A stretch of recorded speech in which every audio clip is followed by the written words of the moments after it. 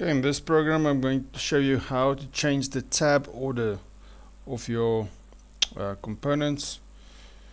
For example, if I click on run, the focus will start with the edit1.txt, and when I click on tab it will automatically go to the next component.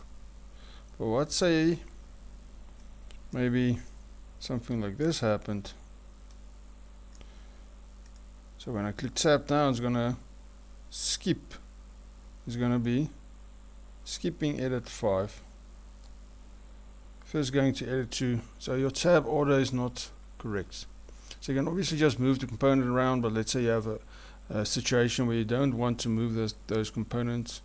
Remember, the tab will not only work for edit boxes, it can also be available for the button. See, now the focus is on the button.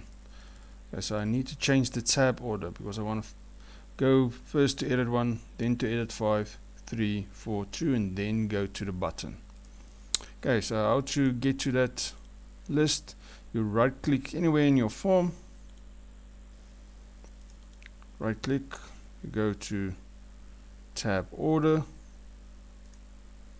and you will see the order of the focus of all your components. Okay, so edit 5, I want to move that one up, so I'm going to move it up to the second position. Then it should be edit 1, edit 3, then it should be edit 4, then edit 2, and then lastly my button.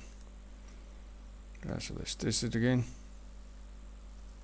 So now it will go from the top to the bottom. So I basically changed the tab order of my objects or components. How did I get there?